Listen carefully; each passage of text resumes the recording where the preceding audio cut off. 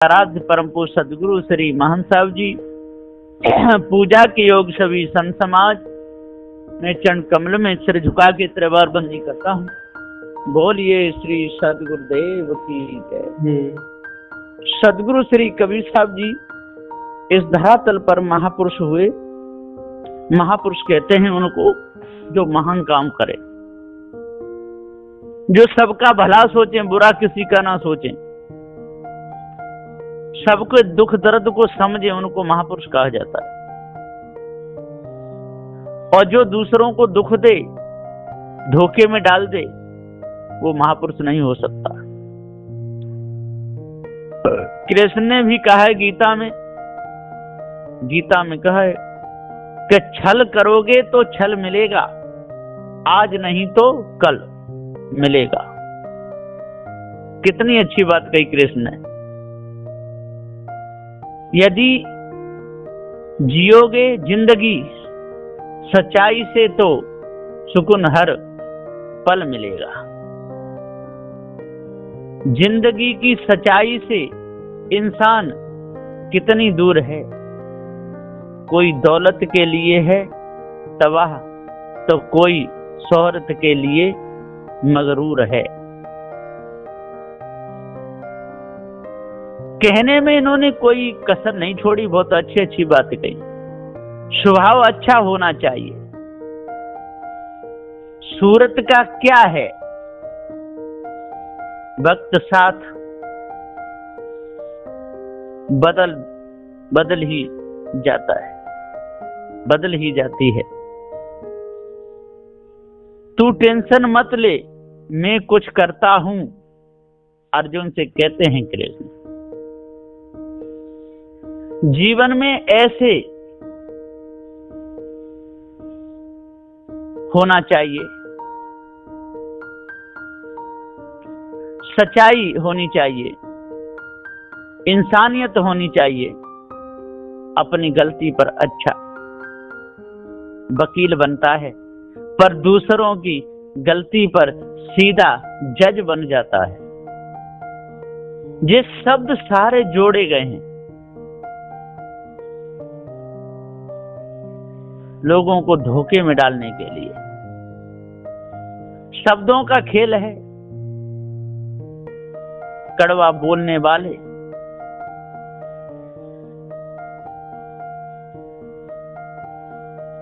मीठे शहद की तरह बोलने वाले सारे हैं संसार में। मीठा बोलने वाले का कड़वा नीम भी बिक जाता है। सफलता हमारा परिचय दुनिया को कराती है और असफलता दुनिया का परिचय हमें कराती है। दुनिया में झूठे लोगों को बड़े हुनर आते हैं और सच्चे लोग तो इल्जाम से मर जाते हैं। भरोसा सब पर करें, लेकिन सावधानी से, क्योंकि खुद के दांत भी कभी न कभी जीभ को काट ही लेते हैं। ये कृष्ण के मुख से कब्बर है। कुछ गलतियां हो जाती हैं, उनको सुधार भी किया जाता है।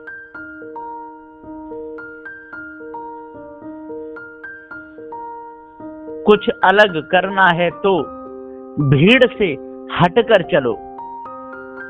भीड़ साहस तो देती है, लेकिन पहचान छीन लेती है। जब विश्वास जुड़ता है तो पराये भी अपने हो जाते हैं, और जब विश्वास टूटता है तो अपने भी पराये हो जाते हैं। किसी को ज्यादा भाव दोगे तो आपको रद्दी के भाव बेच देगा। इसलिए किसी पर उतना ही लुटाओ जितना समेट सकते हो। सच्चाई और अच्छाई को चाहे पूरी दुनिया में ढूंढ लो, अगर ये तुमसे नहीं है तो कभी भी हानि हो जाएगी। कभी भी किसी का अपमान मत करो, क्योंकि लौटकर वही आपके जीवन का सबसे बड़ा सबक बन सकता है। यदि जीवन में सुकून चाहते हो तो लोगों की बातों को दिल से लगाना छोड़ दो। दूसरों को बदलने से पहले खुद को बदलना सीखो। दुनिया अपने आप बेहतर लगने लगेगी। जिस इंसान को हम सबसे ज्यादा अहमियत देते हैं, कभी कभी वही हमें सबसे ज्यादा तकलीफ देता है। जो लोग सच्चे होते हैं उनकी कदर अक्सर देर से होती है। कोई हमें कितना भी समझाए, लेकिन हमारी तकलीफ वही समझ सकता है जिसने उसे खुद झेला हो। इतनी सुंदर बातें लिखी हैं, लेकिन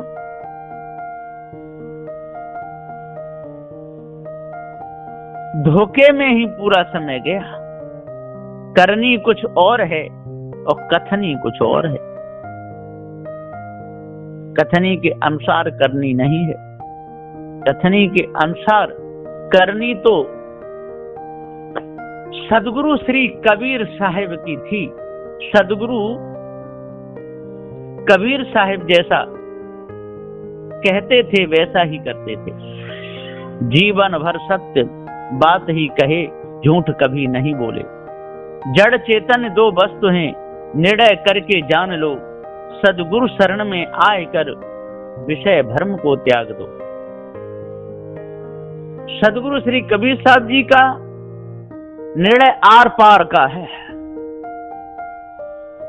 में कोई भी विकार नहीं। साहब जो भी कहते थे, डंके की चोट चौराहे पे खड़े होकर कहते थे, कोई लेना देना। किसी के घर में नहीं घुसते थे मारने काटने के लिए, और किसी मतपंथ वालों से भी जाकर के नहीं अटकते थे। अपनी बात सत्य की कहते थे।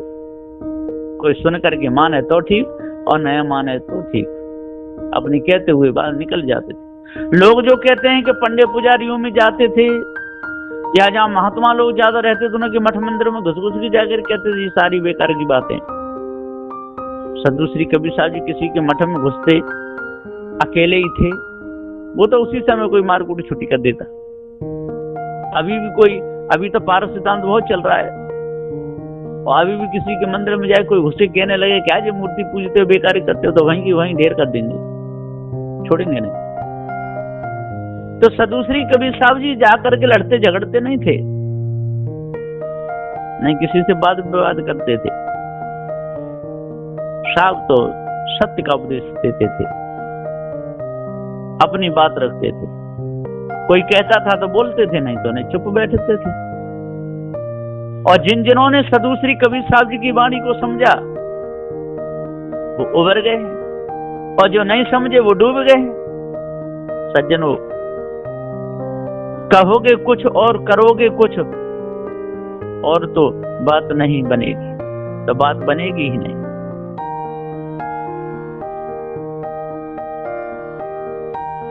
बनने वाली होगी वह भी बिगड़ जाएगी।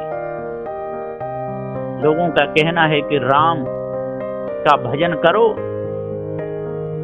राम स्वयं ही अपने भजन को नहीं कर पाए तो राम के भजन से कौन तरेगा। वे स्वयं ही सीता के विरह में रोते थे, पेड़ रूखों से पूछ रहे थे। उस समय राम का हाल बेहाल हो गया था। हे सीते जनक नंदिनी तू कहां, अब मैं तेरे बिना जीवित कैसे रहूंगा। हे सीते यदि तू मुझे नहीं मिली तो मैं तेरे बिना अपने प्राण त्याग दूंगा। सीता की याद में राम बहुत रोते थे, डोलते थे, और लोग राम का भजन करके पार होना चाहते हैं। दिनों रात माला फेरते हैं। फिर कुछ समय बाद लक्ष्मण के जब मेघनाद ने तीर मारा, लक्ष्मण बेहोश हो गए।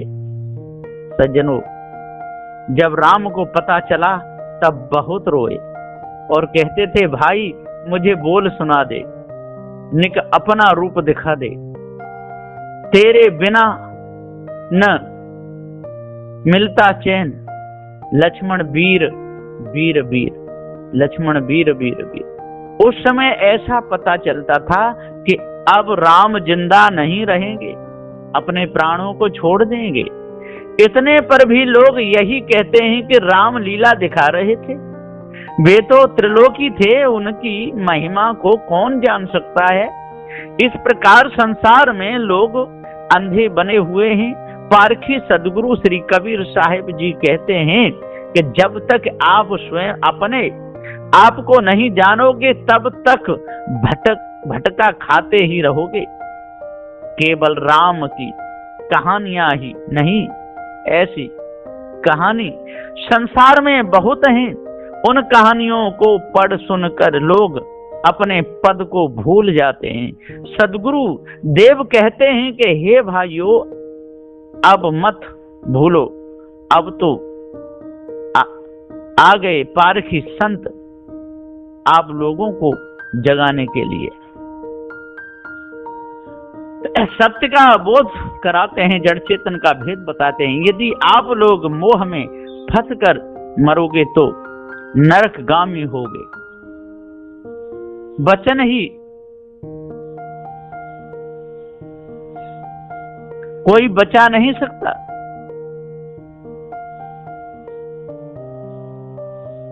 नरकगामी होगे, बच नहीं सकते।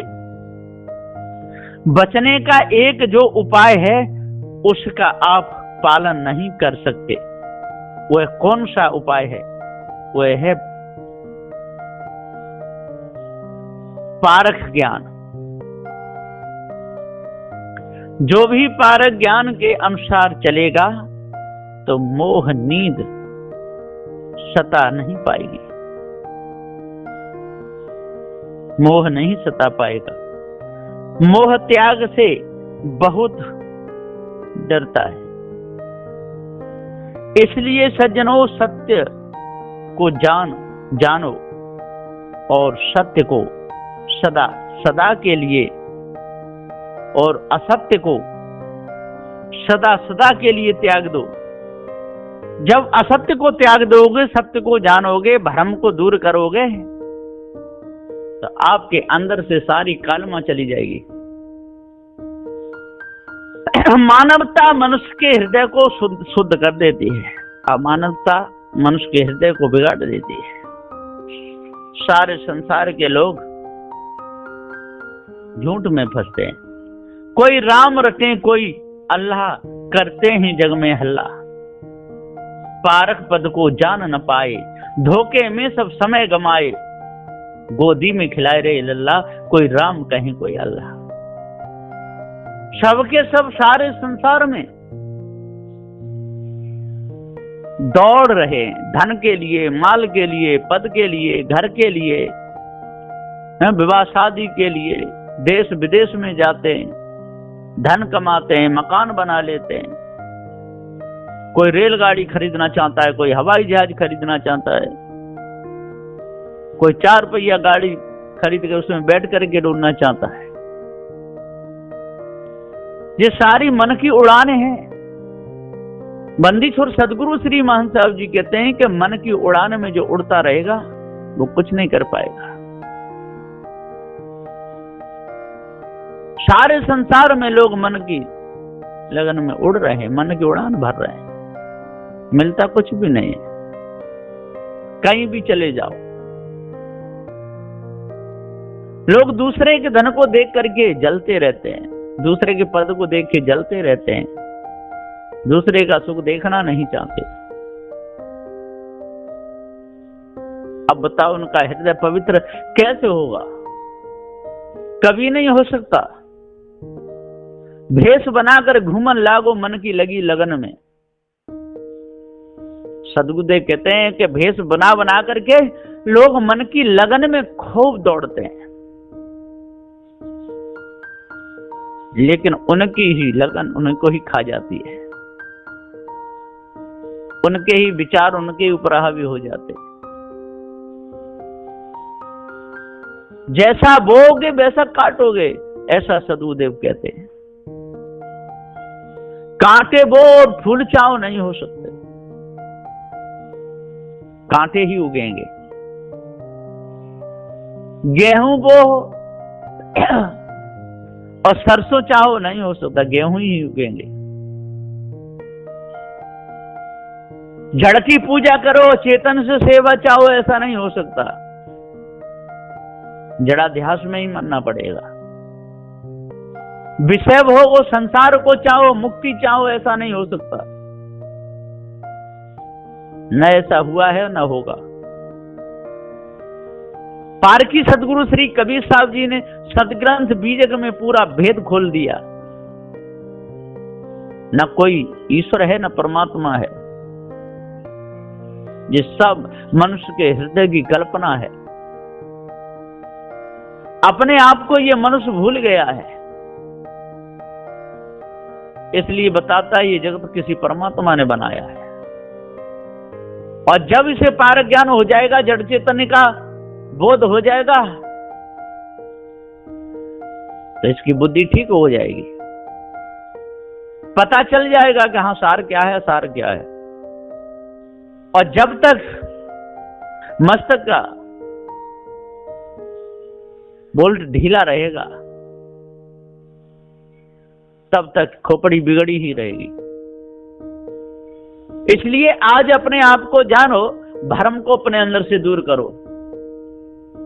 पारखी सद्गुरुदेव बार बार बताते हैं, समझाते हैं,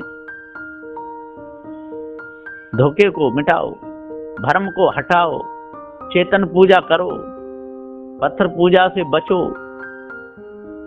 जिन नकली देवी देवताओं के चक्कर से बचो, असली पूजा करो। असली पूजा ही काम में आएगी, नकली पूजा नहीं आएगी। पत्थर की रोटी काम में नहीं आएगी, आटे से रोटी बनानी पड़ेगी, तभी पेट भरेगा। आप पत्थर को रोटी समझ के खाओ, नहीं खा सकता। किसी सूखी लकड़ी को चबो, ये गन्ना है, तो वो गन्ना नहीं हो सकता। इसी प्रकार से किसी पत्थर की मूर्ति बना लो, कहो ये देवता है, वो देवता नहीं हो सकता, वो भगवान नहीं हो सकता।